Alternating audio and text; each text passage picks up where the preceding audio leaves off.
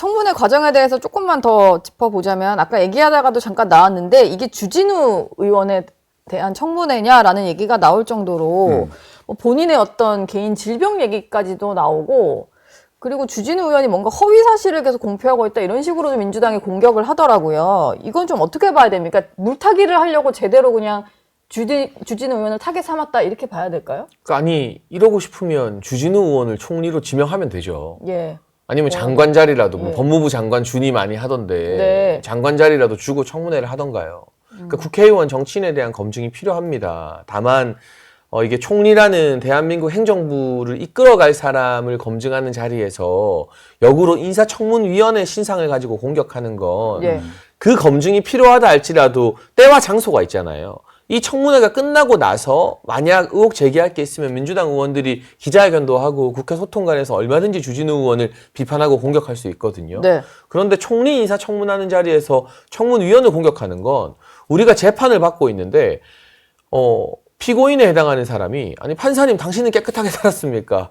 그렇게 떳떳합니까? 라면서 판사 의혹을 막 제기하는 거예요. 예. 이게 재판장이라면은 말도 안 되는 일이거든요. 인사청문위원들은 일종의 이 청문회에서의 판사 역할을 하는 사람들인데 이건 너무나 정치적 도의에도 맞지 않고 그동안의 관행과 상식에도 맞지 않는 비정상적 물타기다라는 생각이 듭니다. 얼마 전에 이재명 대통령이 김용태 비대위원장한테 털면 당신도 안 나올 것 같냐라고 얘기했잖아요. 네. 모든 청문위원도 마찬가지일 텐데 문제는 여기는 청문 대상이 정확하게 있고 그 청문 대상을 청문하겠다는 그 약속이 있는 거잖아요. 근데 그 약속을 사실 깨트린 겁니다. 네. 그런 부분에서 좀 유감인데 저는 오히려 주진우 의원님이 긁히지 않고 그냥 발끈하지 않고 스무스하게 넘어갔다면 오히려 이런 것들이 기사화되거나 집중되지 않았을 거예요. 근데 이렇게 조금 발끈하고 아무래도 이제 초선이다 보니까 조금 때가 좀 덜 묻은 것 같은데 발끈해가지고 더 문제가 된 것 같긴 합니다. 좀 능숙한 면에서 좀 부족한 게 있지 않았나 생각해요. 그냥 이렇게 넘어갔어야 되는 일에 계속 이렇게 반응을 보이니까 그러니까 박선원 일이 더 의원도 커졌다. 대통령도 부동시로 군대 면제당하고 또 어떤 분은 급성관념으로 얘기하면서 직접 지목은 하였지만 간접적으로 지목했는데 그럴 때는 그냥 지나가야 되는 거예요. 예. 그냥 지나쳐가지고 아무 일 없는 것처럼 그렇게 뭔가 나를 지목하지 않은 것으로 만들어야 되는 건데 거기서 신상 발언을 통해가지고 발끈하다 보니까 이게 주안점이 주진우 의원한테 맞춰진 거죠. 예. 그런 부분이 갑자기 조금 능숙하지 못했다는 생각이 국민들이 들어요. 뭐 주진우 의원의 몰랐던 병역 그 그러니까요. 면제 사유를 알게 되고 뭐 이런 거니까.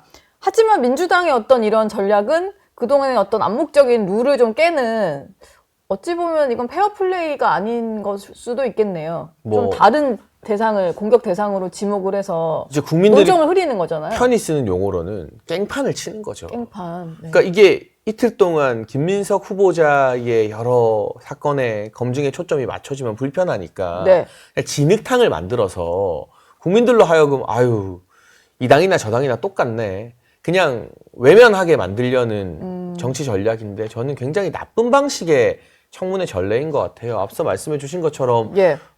증인과 참고인이 없는 것도 그렇고 청문위원, 판사를 공격해서 이 재판을 막 무마시킨다?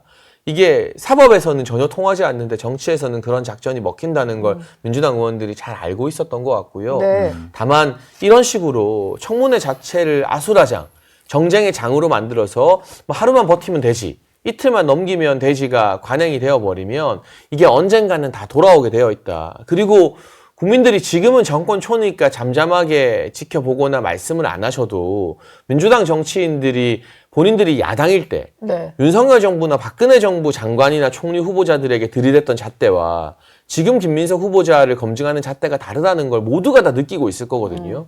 이게 시간의 문제이지 결국 언젠가는 다 돌아온다고 봅니다. 또 우리 국민들이 내로남불은 참을 수가 없거든요. 근데 그런 한번 꼴은, 민주당이 내로남불을 했기 때문에 약간 조금 이제 좀 익숙해진 면이 없지 않아 있는 것 같아요. 그래요. 가장 문제는 또 이렇게 내로남불을 해도 그럼 계엄 정부는 이렇게 비교가 되잖아요. 더 큰 힘이 있어가지고 그러니까요. 이제 말에 그게 힘이 안 문제예요. 실리는 그러니까 이재명 대통령을 만든 것은 이재명 대통령이 잘해서가 아니라 윤석열 정부의 계엄 때문에 만들어진 거 저는 생각하거든요. 예. 이제 대통령 정권 교체뿐만 아니라 지금 민주당의 어떤 청문회도 마찬가지예요. 이렇게 아무리 지적을 해도 그럼 계엄을 일으킨 당신들은 계엄을 박지 못한 국민의힘은 라고 물었을 때 할 말을 못합니다. 근데 어제 주진우 의원이 그래서 그 얘기하던데 나는 계엄 해제 참석했지만 예, 찬성 표결을 위해서 들어가서 표를 행사했는데 김민석 후보자는 불참했죠. 불참했다. 네.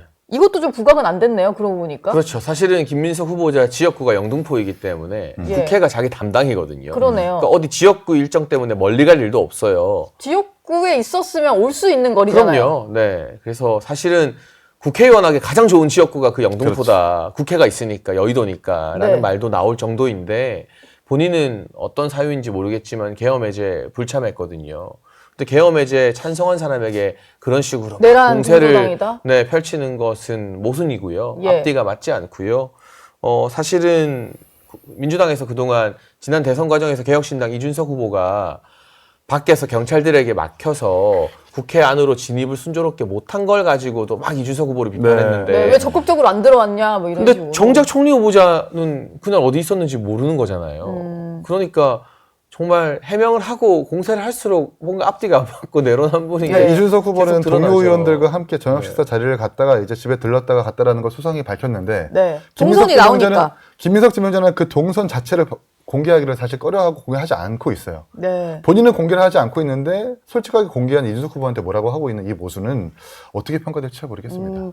이게 뭐 배추농사 이런 것보다도 이것도 조금 궁금한 부분이긴 해요. 국민들보다. 그러니까 공격할 게 되게 입장에서. 많았는데 네. 사실 민주당의 물타기 전략에 국민의힘이 좀 말려 들어가면서 잘 못 살린 측면이 있죠. 그리고 논문 표절도 사실 비율이 상당하다는 거잖아요. 네. 41%나 지금 표절했다는 건 아닙니까? 예. 김건희 여사는 42% 표절해가지고 학위 취소되고 있는데 1%포인트가 낮은 거네요? 그렇죠. 비슷한데? 네, 본인은 41% 표절했다는 것이 그 프로그램에서 나왔음에도 불구하고 여전히 당당하게 그냥 나는 그때 어떤 것이 표절인지 잘 몰랐다. 정확하게 학습받지 못했다. 죄송하다라고 그냥 넘어가는 네. 퉁치고 넘어가는 식을 보면서 야 정말 이게 국민의힘이 질의를 잘 못하는 것도 있지만 정말 뻔뻔하구나 생각이 들어요.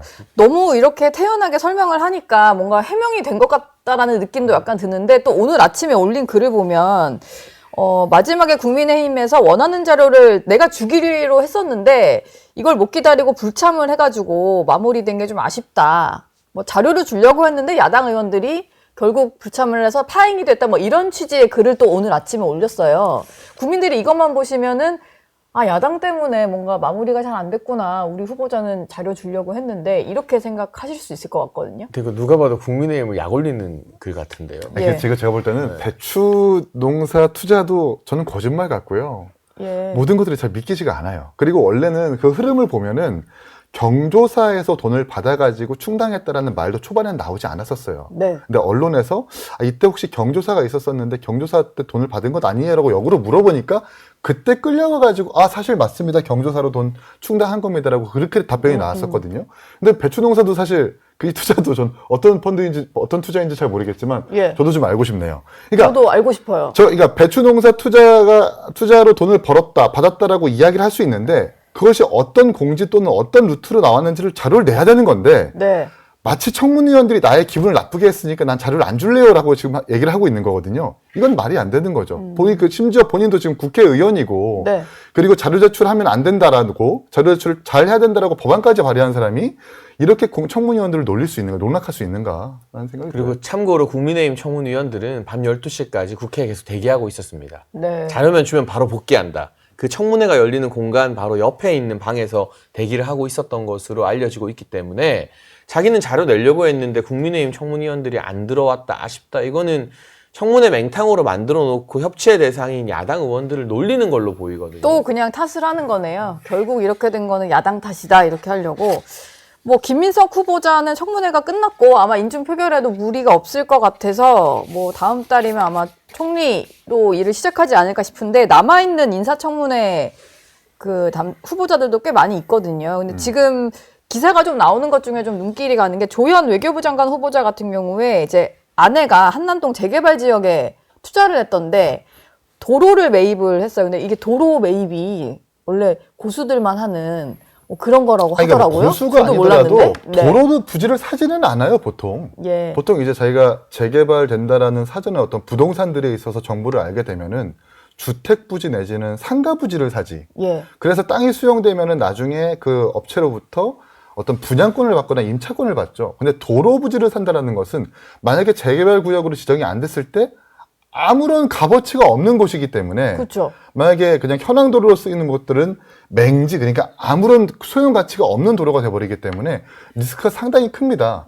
사실 이런 경우에는 확실한 정보가 있을 때 사는 거거든요. 네. 그리고 본인이 한 90제곱미터 샀다고 하지만 그 도로 부지가 원래 당초 300제곱미터 정도의 부지이고 3명이서 쪼개 샀다는 것 아닙니까?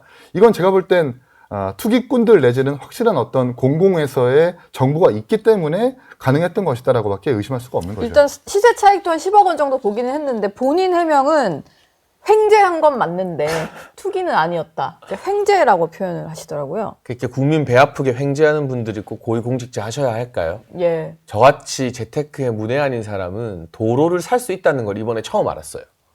저는 지난번 청문회 과정에서 또 어떤 배우자가 이런 거 하셔갖고 알았는데. 아, 정말 이 부동산 관련된 논란으로 문재인 정부가 그 높은 지지율을 구가하다가도 5년 만에 무너졌잖아요. 정권 교체를 당하지 않았습니까? 예. 그런데 지금 이재명 정부 들어서고 서울 부동산 값이 급증하고 있고 하늘에서도 경고를 할 정도인데 도로를 사서 횡재해서 10억 벌었다 하는 분이 장관직에 오른다. 네. 이게 일반 국민 정서, 특히 무주택자들 눈에 어떻게 비칠지 이재명 대통령이 깊이 고민해야 될 사안이라고 생각을 하고요. 예. 당시 재개발이 다 알려진 사실이었다라고 해명을 했지만 뭐 어떤 주택이나 뭐 상가를 구입한 것도 아니고 아까 이기인 최고가 말한 것처럼 쪼개기 구입 같은 경우는 부동산 전문 투기꾼들의 수법이라는 점, 그리고 과거 김의겸 전 의원이 네. 상가를 구입했는데도 투기성 여지가 짙어서 정치적으로 굉장한 어려움을 겪었던 것을 생각해 보면 상가보다 더 나가는 게 이런 도로 구입인 거잖아요. 예. 이걸 그냥 횡재라고 하니까 우리 국민들이 아, 그러셨군요. 횡재하셨네요. 기분 참 좋으시겠다고 넘어가야 되는 것인가. 네. 이게 흑석 김의겸 선생의 사건보다 더 심각한 사안이에요. 조현 외교부 장관과 김의겸 의원의 차이점은 조현 외교부 장관 후보자가 아직 덜 유명하다는 것밖에 없어요. 덜 유명하다. 그 흑석 김의겸 선생 때는 또 무슨 중간에 끼고 대출받는 뭐 이런 과정도 있었던 것 근데 여기 같긴 하고. 한남 뉴타운이 2020년인가요? 2021년에 성모 용산구청장 아들이 네. 한남 뉴타운 4구역인가 3구역 그 사업 시행 인가가 떨어지자마자 건물을 매입해가지고 재산을 증식했다라는 의혹이 있어서 논란이 됐었어요. 근데 이번에도 이 더불어민주당 관련자가 한남 뉴타운 3구역 관련된 도로 부지를 사가지고 이렇게 의혹이 있는 만큼 네. 한남 뉴타운과 더불어민주당은 밀접한 연관이 있는 것 같아요. 이게 특검까지는 아니더라도 예. 국조특위 내지는 국정조사를 통해 가지고 이렇게 자꾸 정치인들이 재산을 증식하는 수단으로 쓰여진 것에 대해서 네. 조사할 필요는 있어 보입니다. 이게 뭐 청문회가 본격적으로 시작이 되면 이 부분도 좀 집중적으로 다뤄지지 않을까 싶습니다.